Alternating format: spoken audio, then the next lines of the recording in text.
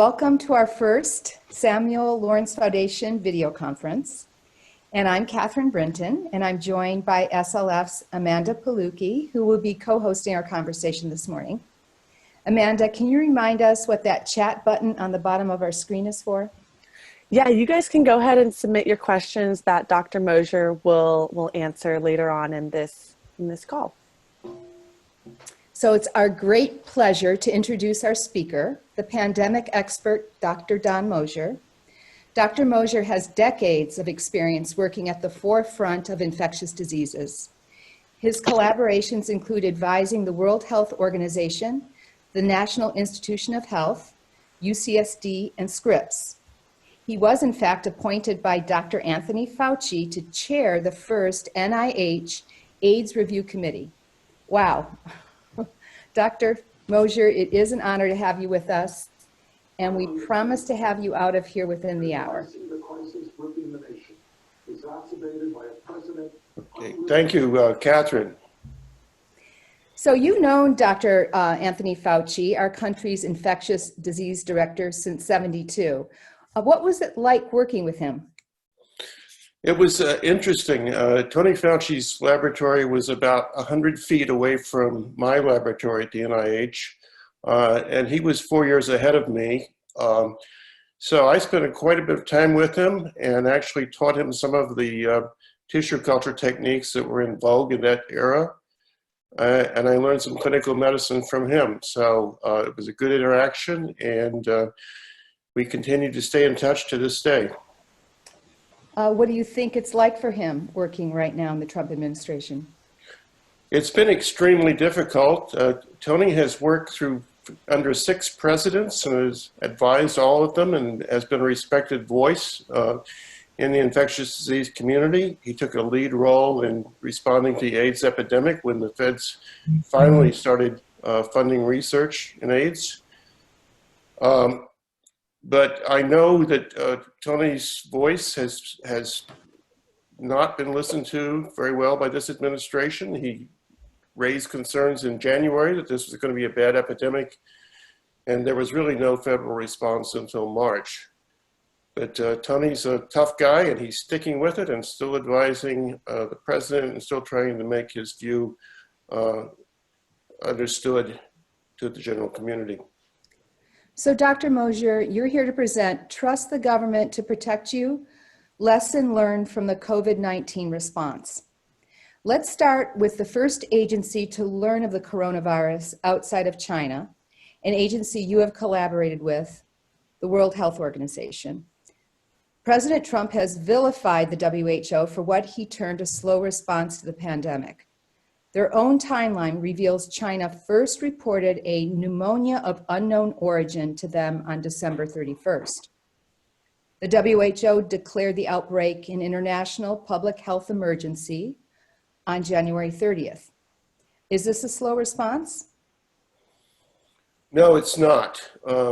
The epidemic, the first case was noted in China about December 12th, and it was a delay of a couple of weeks till that was shared with the WHO. The pandemic declaration depended on understanding the clinical course of the disease, the fatality rate, and also isolating the virus and getting the genetic sequence so they knew what was causing this disease. Getting that done in 3 to 4 weeks is pretty fast, and then the WHO declaring this a pandemic because of the rapid spread was a very fast response. So Trump's dismissing the WHO response as slow is ironic because it's the US response that's terribly slow, not the WHO. Pandemics are, of course, blind to national boundaries, yet the WHO opposed travel bans mainly for economic reasons. Shouldn't their concerns be separate from the International Monetary Funds? Shouldn't their concerns be exclusively health concerns? Yes, but having consulted with the WHO, I realized that it's a political organization and it's slow to move on any item where there's opposition from any of the participating states. So it's not surprising to me that they didn't take the bolder action of limiting international travel. Again, it's hard to reach consensus when you have countries from all over the world participating in the decision-making process. And the acting director of the WHO is a political appointee from the participating countries. So I'm not surprised they made that decision. Yesterday, the Washington Post published a revealing response timeline involving our own federal agencies. On January 3rd, Health and Human Services informs the White House Security Council of a respiratory illness outbreak in Wuhan. By the 8th, the CDC issues a public travel warning. Soon after, Health and Human Services makes plans to compel the production of certain materials to be used in a crisis, while its secretary tries repeatedly to meet with the president, a privilege he wasn't granted until January 18th, when the president wanted to talk about vaping. The executive branch appears to have successfully thwarted our agency's efforts to sound the alarm. Is our alarm system really that dysfunctional? Does it officially involve the president? Not in previous administrations. This is the most dysfunctional administration that any of us in science have seen. Again, Tony Fauci raised alarms in early January. Those were ignored. You just recited other alarms that were raised, and those were ignored. This is a president who doesn't listen to his intelligence briefings. He had intelligence briefings in early January that this was threatened to be a worldwide pandemic. Those were ignored. And the CDC was called into action relatively late. And of course, as we all now know, their first attempt to develop a test for identifying the virus failed. There's a reason for that. It's not sheer incompetence. It's because many of the CDC scientists, the frontline scientists, have left the CDC because it's now directed from the White House. Any public statement from CDC has to be approved by the White House, and that's a form of censorship that most good scientists cannot live with. My question is, in a perfect world, how would a government response work? How could we trust the government to offer us some source of protection? In this widespread epidemic, we need a single person who's head of a task force. That should be an infectious disease specialist or an epidemiologist who the scientists trust and who can listen to scientific advice. And that person should be in charge of a task force that's in charge of the federal response. So it should all come down to good leadership from a talented person. And we've had much more coordinated responses to past infections, including the H1N1 flu epidemic, the first SARS epidemic in 2003. This is a non-functional, disjointed response where nobody is in charge. So the Samuel Lawrence Foundation concerns itself with safe storage of radioactive nuclear waste.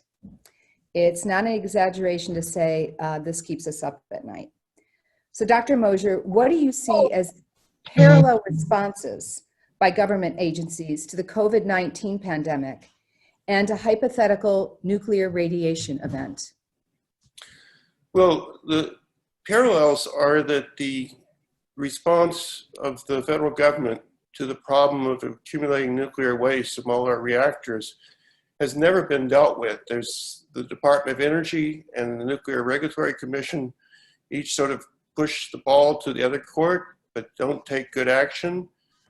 Just like the CDC, many of the best scientists in the NRC have left because their advice has been ignored. And when it comes to the issues like the decommissioning of songs, the federal government really doesn't have good rules about what should happen during the decommissioning process. The legal documents underlying the Nuclear Power Act really deal with nuclear power generation, not with the decommissioning phase. And so there's sort of no guidance on exactly what should happen and what kind of oversight the NRC should play. And the two epidemics, the nuclear waste accumulation epidemic and the coronavirus epidemic, are now intersecting because the NRC has issued guidelines for their employees to stay home and telecommute. That means there are no on-site NRC inspectors monitoring nuclear power plant operations or decommissioning activities. So it's left to the utilities to say, well, we have a problem, we'll call up the NRC guy at home and see what he has to say. And not surprisingly, that hasn't happened yet. Well, that's interesting. The NRC officials can stay home while, right, the contractors are out there and their members are working in the power plants. That's right. And again, the feds have been very unclear about what the rules are. The law actually says that when there's a national pandemic, that's a national emergency, that's been officially declared, and FEMA has the right to shut down all dangerous operations and review the safety plans. FEMA has not done that, so they're shirking their role in this epidemic as far as monitoring nuclear power plants. And the NRC hasn't issued any guidelines for shutting down activities. The only thing that's happened that should impact operations at SONGS is that Governor Newsom has said that all non-essential activities should stop during this epidemic. And that would include the activities of decommissioning at SONGS, since that's not an essential activity, it's not involved in power generation, it's just involved in shutting down the plant. I want to take some questions now from our participants. Chelsea asks, what are the changes to our daily lives and cultural customs that you expect in the near future? Is the handshake a thing of the past? The epidemic has not reached its peak anywhere in the United States yet. The models are a little bit uncertain about when it'll peak in California. We're doing a pretty good job of social distancing, but the estimates for the peak of the infection range from about 3 weeks from now to about 2 months from now. So social distancing will continue during that interval for sure. We hope that people who have been infected and recover are immune. There's some new data suggesting that's probably going to be true. So those people will not need to be socially distancing because they'll be immune to the virus. But the rest of us are going to have to be careful because it's likely this virus won't go away entirely. There's some expectation that may reappear in the fall. So we need to be careful about our social interactions as long as the virus is circulating. And we need to have widespread testing both for the virus so we know who's infected and for antibodies to the virus so we know who's been infected and is not likely to be infected again. How many pandemics have you worked on, Dr. Mosier? Well, I've been involved in responses to 5 pandemics. The AIDS epidemic was the subject of my research for many, many years, and I was involved at the start of that epidemic and continue to be involved up to today. I was also involved in the response to the swine flu epidemic when I was at the National Institutes of Health. The SARS-1 epidemic, H1N1 flu, the Middle Eastern respiratory virus, the coronavirus that went from bats to camels to people, and this epidemic. So 5 or 6. And what about the timing of these epidemics? you know, I was born in 1960. I don't remember them being so frequent earlier in my life. Well, we're seeing more infectious disease epidemics for several reasons. One is that these epidemics that begin by animal to human transmission are getting more common because humans are invading all the natural open spaces, and we're getting more and more in contact with these animals. We're also spreading epidemics much faster because we have international travel, international commerce. Every time a shipment comes from China or South America, that shipment could be carrying a new infectious agent as well. So we had the Zika virus infection that was mosquito-borne that came from South America. We have dengue. So we're going to be experiencing more and more of these infections as habitat disappears and the level of human interaction with animals increases. The three coronavirus epidemics, SARS-1, MERS, and this current coronavirus infection all came from viruses that originated in bats, but they each had an intermediate host, civets for SARS-1, camels for MERS, and we're not quite sure where this coronavirus, where the intermediate host was, but the intermediate host helps the virus change the way it infects cells. And one of the reasons COVID-19 is so bad is this particular coronavirus has really perfected its ability to infect human cells very quickly. So Has climate change exacerbated the problem? it has. It's changed the ecology so that we have different animal species intermixing that didn't used to intermix, so the habitats are changing. In Africa and areas that I'm familiar with, the habitat of the low-range gorillas has changed because of climate change. So we're seeing climate change is another factor that's going to make the spread of diseases worse, and it's also going to put a lot of stress on the human population as they adapt to warmer temperatures and more pandemic diseases. So Roger Johnson has a question about mutations. Will COVID-19 mutate like the flu virus? So when they find a vaccine, there'll just be a new and different strain? Well, the good news is that these coronaviruses tend not to mutate that fast. So unlike the AIDS virus that mutates daily, there's been very slow mutation drift in the coronavirus, particularly the COVID-19 agent. So over a couple months in the China epidemic, the genome is only 30,000 base pairs long, only had 5 or 6 changes. If this were the AIDS virus, it would have thousands of changes in that time span. So it's likely that a vaccine will be effective for this virus. And there's a good recent example of that. There's a patient who survived the SARS-1 epidemic back in 2003 and has good antibodies against that virus. Their antibodies neutralize SARS-CoV-2, the COVID-19 strain, even though there's some differences. And a recent study from the Scripps Research Institute showed that that antibody binds to the coronavirus spike that the virus uses to attach to human cells very potently and neutralizes the virus.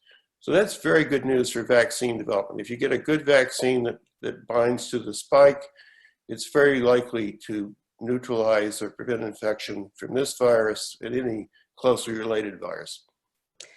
John Minnie has an interesting question. He said China used a combination of Western and traditional Chinese medicine to approach the problem. Do you have any perspective on that? I don't. If you look at the biology of the infection, there are a couple points where the virus looks like it's going to be susceptible. That's getting into cells. You might be able to block it, and I don't know how Chinese medicines might work.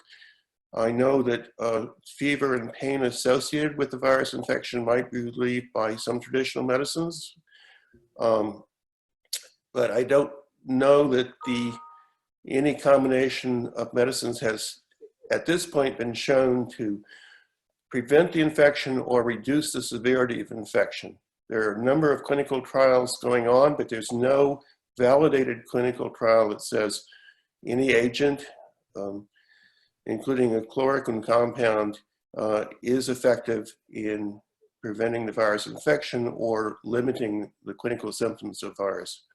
We hope to have that information relatively soon, but it's not available yet. And Dave Rice asks, what's your understanding of the various types of testing that are available or becoming available?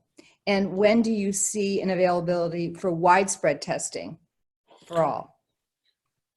Well, the United States has been really slow to test people, and all the statistics about the number of infections are misleading because we've tested so few people. We've tested less than 0.5% of the population for COVID-19 infection. There are a number of tests being ramped up. There's a test to detect the viral RNA sequences. So that's the nasal swab that then goes out for PCR amplification to detect whether the virus is there or not. That's a fairly slow, complex test that takes at least 1 to 2 days to complete.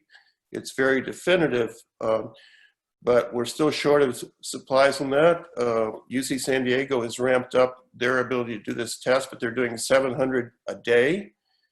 To actually meet the need, they need to be doing 7,000 a day. So there's a significant ramp up for virus detection. The good news is that antibody detection kits are now becoming widely available. Those only take about 15 minutes to develop. They're being rolled out in drive-through tests in Southern California right now in several locations. And those are very useful for determining whether you've been infected and recovered or not. They take a week or two after infection to turn positive because you have to make an immune response against the virus, and that takes at least a couple of weeks. But if you've been previously sick or not sure whether you've been infected, these antibody tests will be very useful in determining whether you might go back to work, whether you don't have to worry about getting infected in the future. Amanda asks, why are some places testing positive at a ratio so low compared to other areas? If 1 out of every 3 test kits are projected to come back positive, why are some states and counties reporting 10%, others are hitting 40%? Why such a drastic difference? The difference is due to when the test is used. Because the tests are in short supply, many hospitals are not testing patients until they're very symptomatic, and it's a decision point of whether they get admitted to the hospital or to the ICU. So when you test that population, you're going to get 10, 20% positive. If you get people coming in with a fever and calling up their physician and saying, can I get tested? And they get tested, then you're going to get less than 1% positive. So it depends on who's getting tested and how the reports are accumulating. There are some tests that are being done in private physicians' offices that don't get reported to the public health service or public health department, and so the data is incomplete. So, when we talk about how many people are infected and what the response rate, what the mortality rate is, those are all really soft numbers because we don't know how many people are really infected. The number that I pay attention to is the death rate, because that's pretty easy to determine and pretty solid, even though not all states are reporting deaths in the same manner. Well, I'm glad you brought that up because New York City was reporting much higher than usual death rates at home. And the speculation is that a portion of those death rates are attributed to COVID-19. However, they're not officially reported in that manner. Right. That's a problem. And I think, well, the death rate is sort of the best number we have right now. It's unlikely to be highly accurate because not every person who dies of a COVID-like illness has been tested. Maybe we'll take some questions now on the nuclear waste issue. Let's see here.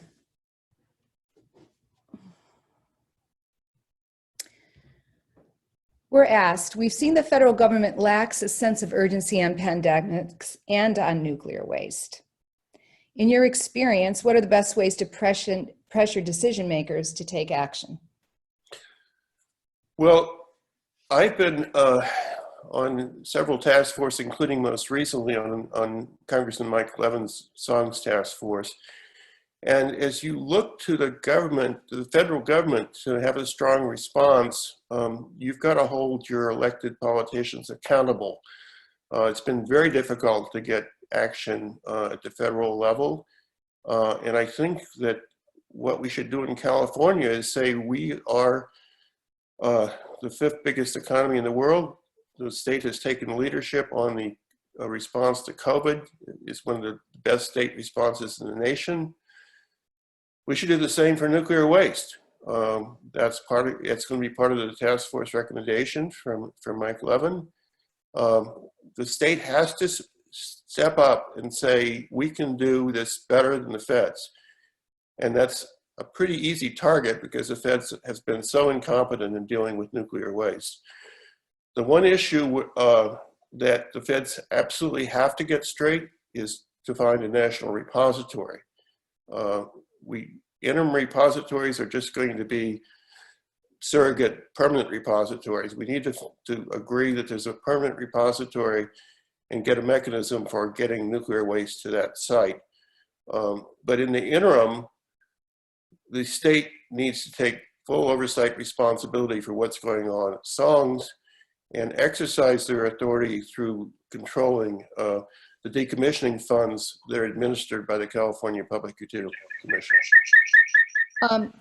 Catherine Skopik, in fact, brings up an opportunity to create citizen oversight boards, both for pandemic preparation and for safe nuclear issues. Do you think that's a possibility? Do you think we'd be able to pressure our representatives into a board such as that? I think that's worth trying. We've been very slow to learn from past experiences, and one of the real disappointments was that there was a pandemic task force that was formed after the SARS-1 epidemic and the MERS epidemic, and that was disbanded by President Trump just a couple of years ago. And one of the big problems is we now have a culture where scientific advice is ignored. And so the FDA has gotten rid of all their scientific advisors. The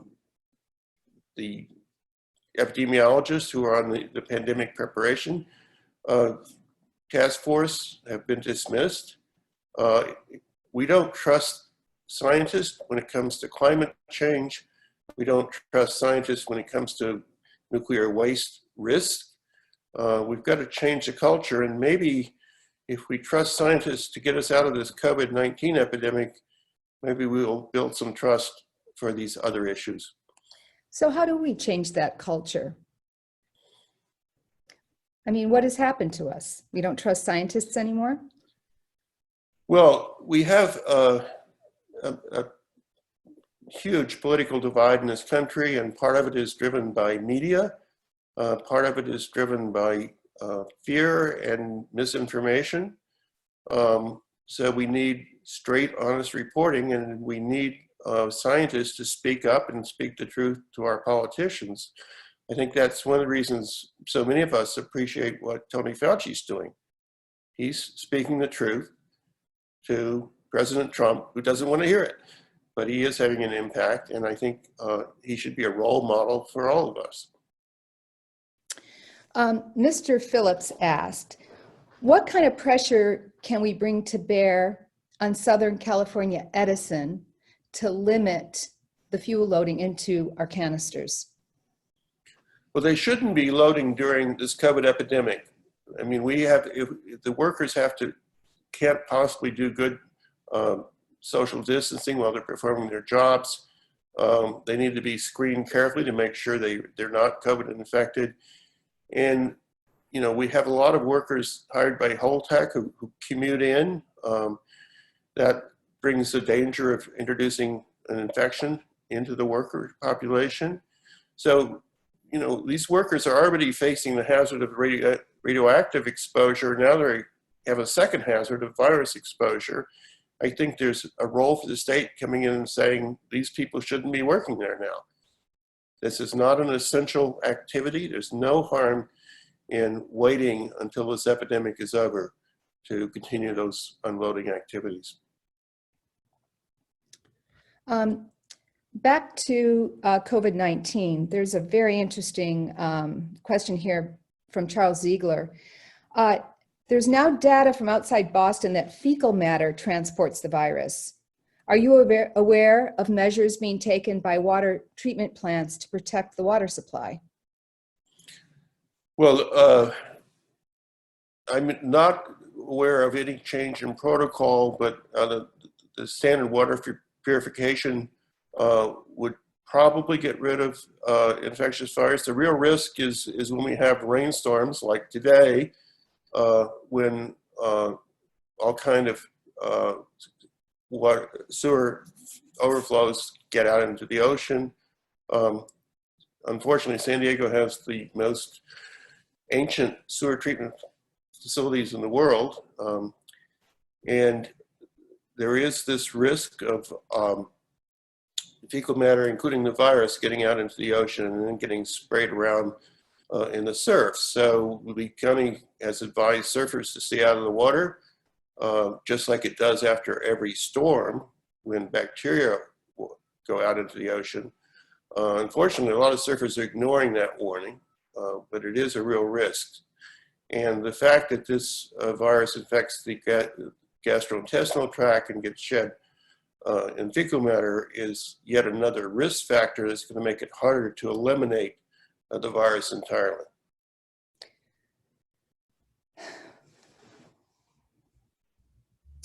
Marsha Walton asks, will testing positive to COVID-19 protect you from reinfection?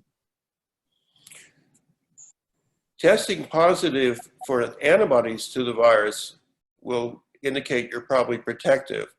If you test positive for the virus, you should develop antibodies within a couple weeks and be protected, but that depends on how sick you get, and we don't have good information on people who've gotten, for instance, into intensive care units and then recovered, because they may have temporary immunosuppression that blunts their immune response. So I'd be more comfortable if you have a mild infection and recover, you're probably going to be fine.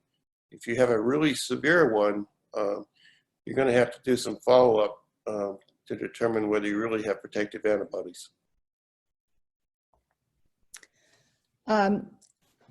Steve Chappell asks, can you address the Chinese, French, and additional studies regarding antimalarials? Because from Diane Harkey here to President Trump, this could work or not. New York City and Cuomo, I think, are using this. I know Dr. Fauci is hesitant since it's not scientifically validated, but this is a huge issue, of course, to most people. Yeah, I would agree with Dr. Fauci that this hydroxyquinone components could possibly work. They acidify the endosome where the virus uncoats, so there is a plausible mechanism of action. On the other hand, these compounds are in relatively short supply, and there's only anecdotal evidence that they do any good. And particularly, if late in infection, when people go to the hospital, the virus is already widespread, so that mechanism of action shouldn't do much to halt the clinical symptoms. So my advice is that watch for real double-blind controlled trials, and we'll know in a few weeks whether these compounds have any real action. But if you really want to pursue that avenue, you should talk to your own personal physician. It's certainly not my role to tell you what medications are best if you really have concerns about your own infection or infection of someone you know.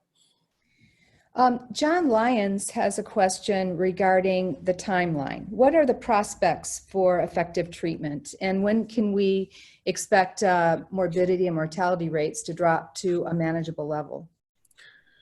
The timeline is going to be different for every state and city. New York City looks like it may be peaking very soon. It's a little hard to tell, but that would put the duration of the peak somewhere 4 to 6 weeks after the first cases start showing up. But in places like California, where we started practicing personal distancing early in the epidemic, we're going to see a much slower and lower peak. It's going to be a small, flattened curve, but that may mean that we keep seeing small numbers of infections out through the summer, so it's going to be a lot later. In terms of the prospects for antivirals, there are at least 4 clinical trials going on right now that I know of. Those are using compounds that have already been used for other diseases so that they don't have to go through phase 1, 2 safety trials. They can actually be tested for what their efficacy in treating the infection. But those results will take 8 to 12 weeks to start showing up. Vaccine development will take at least a year if things go as fast as possible. I'm heartened that we have international collaboration on vaccine development, and things are moving really as fast as possible. And the target for a vaccine for this virus looks like it's pretty clear. It's a spike protein, so I'm optimistic that we should have a vaccine in the next 12 to 18 months, but that's going to be very late, not going to help people for the next few months. Roger Johnson makes the point that statistics report where victims live, not where they got the virus, even though doctors interview the patients about their behaviors. Is there any way for us to know about the hot spots within our own communities? Not without much widespread testing. I mean, South Korea did a very good job of controlling the epidemic because they did transmission case tracking. They identified a person who was infected, and then they contacted all the people who'd been associated with this person and quarantined them and tested them. And within 4 weeks, they had a dramatic drop of infections, and their mortality rate was very low.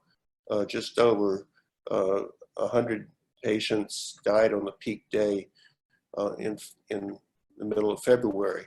So much lower mortality than we're seeing in the United States, and much more limited spread. So contact tracing could work, but then you need to have plenty of tests to administer to all the contacts of the initial index patient. Ali asks if we are to avoid public pools. Well, if you can't go in the surf, I would say yes, you should avoid public pools. This virus can probably live in pool water. I don't know how much chlorine you put in the pool water and whether it will inactivate the virus or not. But my gut reaction was you should probably avoid public pools until the epidemic is well controlled.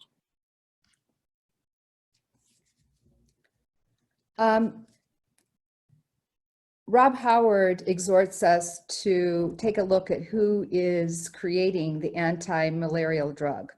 He says, follow the money. What about the supply for people who need the drug? For those in which the drug was intended. Do we have any faith that those individuals are actually going to be able to receive the treatment they need? Well, there's already just a shortage of those people with arthritis and lupus who get this drug as part of their treatment protocol.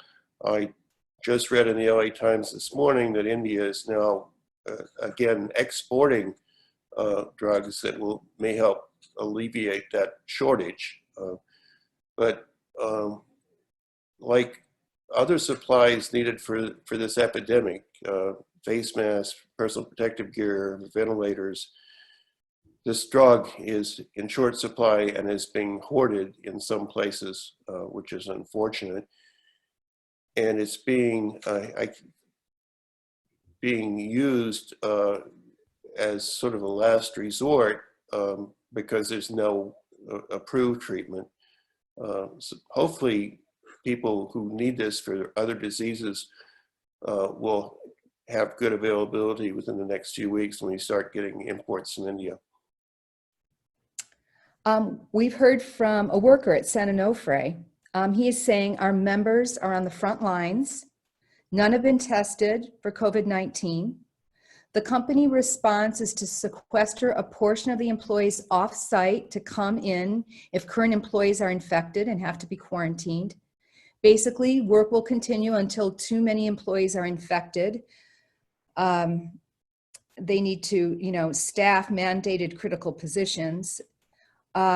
He says, we're on the front lines, and when we are infected, they will simply replace us. That sounds like Edison to me.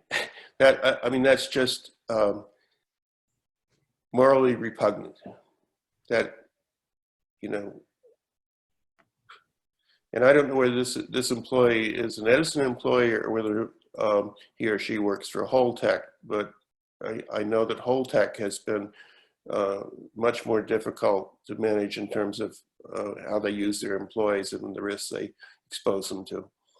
So I'm wondering, does Edison's response to this pandemic possibly hint at further issues? Such as, are we going to wait for an accident to happen before we actually address this, quite frankly, this existential threat to us here in Southern California? I hope not. I was just reading the latest reports from Edison about canister loading, and they had pretty severe problems loading canister 46 and 49, but they were celebrating they got canister 50 loaded without a problem. In any other industry, any other effort, if you took 50 tries to get it right, you'd sort of worry about the whole protocol. So I don't think Edison or NRC is taking the risk seriously. And we had that near accident back in August of 2018. I wouldn't be surprised if we have another one. There's some improvements in the loading technique. They now monitor whether the slings that hold the canister actually are bearing the full weight of the canister, and if not, then they stop and try to correct things. But they're still having too many problems that are dangerous, and too many employees who aren't fully trained or aren't supervised to really comply with the training. So you talk about replacing employees if some of them get sick. What kind of training do these new employees have? And how many times do they have to load a canister to get it right? So this is a dangerous situation, and we know that Edison has the worst safety record in the United States for any nuclear plant operator. When Edison says, trust me, we're doing the safest thing possible, that's a statement that is very hard to swallow. I really appreciate hearing from this Onofre employee. He has weighed in again. He said, we have spent the last few days negotiating an agreement for the sequester. The company was not interested in hazard compensation for those employees having to work during all of the work activity hours. The sequestered employees got an okay deal due to some pay requirements that paid for 24 hours, but the shift operators were not so lucky. So our best hopes for your safety go out to you at San Onofre. Yeah, I'd second that. I think these people are getting, a double risk of radiation exposure and coronavirus exposure, and that needs to be taken seriously. I wish the state would shut them down. This is not an essential operation. We have a lot of surfers in our community. I'd like to hear from them if you're out there. Do you surf, Dr. Mosier? I don't. I have 3 sons that surf, and I'm looking at a surfboard over in the corner, and there's several in our garage, but I'm not a surfer. I do ocean kayaking. That's close. Well, hey, do you kayak around San Onofre? No. Do your sons surf at San Onofre? Not anymore. They did when they were younger, but that's not permitted now. Amanda, are there any other pressing questions we should get to before we begin to end the session? Let me see.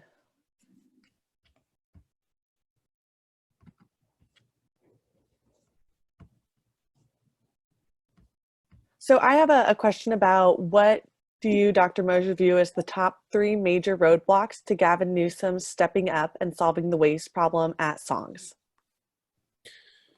Well, I've tried to talk to the governor's office, and their comeback is that nuclear safety is a federal responsibility, not a state responsibility. And that would be okay if the feds were actually taking nuclear safety seriously, but they're not.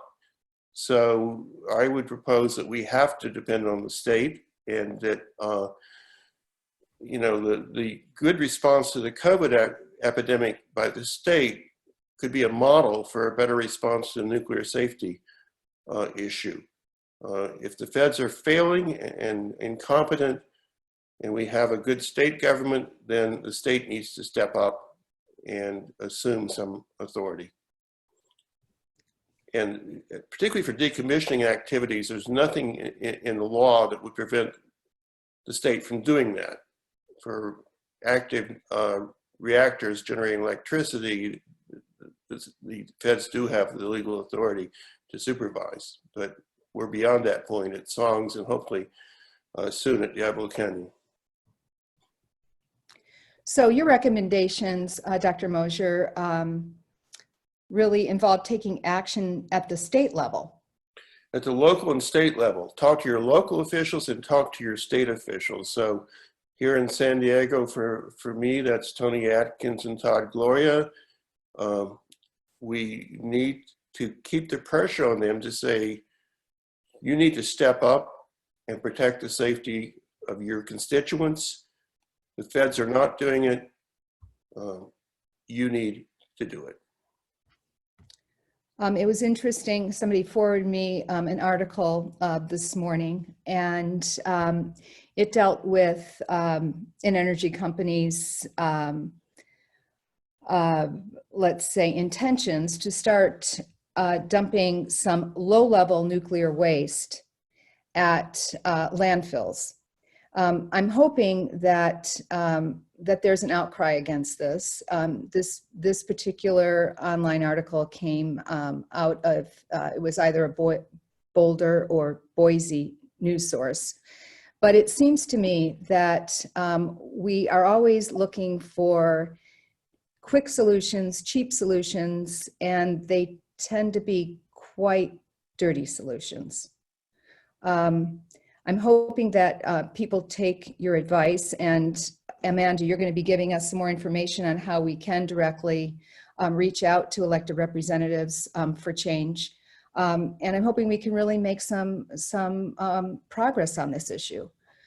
It was 2 weeks ago today that 7,000 gallons of sewage from the San Onofre nuclear plant spilled a mile into the ocean, if we can't trust them to dispose of their sewage properly, how can we trust them with 1,700 tons of radioactive nuclear waste stored 100 feet from a rising ocean, in saltwater marine layer, in thin metal canisters, a few inches above the water table, in a seismically active area adjacent to a rail line, on a marine base with frequent wildfires and war games? I mean, you can't even get away with making this stuff up. It sounds like a disaster movie where after you've seen it and you're going back home, you know, with your loved one in the car, you say, yeah, that was good, but they would never let that happen in real life. And yet this is the situation in which we find ourselves. So Amanda, with that call to action, I'm hoping you can share on screen how we can reach out to our representatives. Do we have anything on that? But may I ask a question? Absolutely. Oh, Dr. Mosier, can you maybe speak to the how long the virus lasts in the air? Donna Gilmore had that concern, and also, is there a dose response? The dose response question is hard to answer because we don't have any real clinical trials. There's some suggestion that low doses are likely to cause fewer clinical symptoms in young people, but that's still, we need a lot more data to determine that. In terms of how long the virus lasts in air, the newest data suggests that it hangs around in droplets for up to 7 days on the appropriate surface in an aerosol form. So it's a pretty tough virus. And that may explain why it's spreading so fast. The infectivity of this virus is really pretty tough, and that's why exposure to, putting on cloth mask is really a measure to help you not touch your face. It's not a way to protect virus spread. But you look cute with a mask, right? Bart would look great. I think, here in this area, we're really fortunate to have a voice that speaks out on our behalf. Congressman Mike Levin, he really seems to care about his constituents, and he is speaking truth to power, but we really do need to cultivate more support. So I'm hoping that that you've all taken a screenshot of our call to action letter. You take advantage of that. You can do it through Samuel Lawrence Foundation. You can do it directly, but it's really important to reach out to our representatives because we need accountability on this matter. We can't wait for an accident to happen at San Onofre, before we get people's attention. That would just be too tragic. It's not only a tragedy, for our community and the 7+ million people who live here. It's a tragedy for our ecosystem, this gorgeous singular ecosystem we have here in Southern California. It truly needs to be protected. Our livelihoods need to be protected. Our children need to be protected. So I just want to thank all of you on behalf of the Samuel Lawrence Foundation for your participation and for caring. We do appreciate you. We are going to be having more video conferences available to you in the future. It's going to be under a little bit of a different format. We're going to be telling you a story about San Onofre. So we plan on producing this in the coming months. So we hope you'll take advantage of that. I'm sorry we didn't get to all your questions, but we promise to get back with you if we've not answered them today. Again, I want to thank Dr. Mosier for being with us. Your wealth of information, Dr. Mosier, is absolutely incredible. And we were so blessed to have you on this call with us this morning. And we hope you'll come back. Thank you, Catherine. I'd be happy to.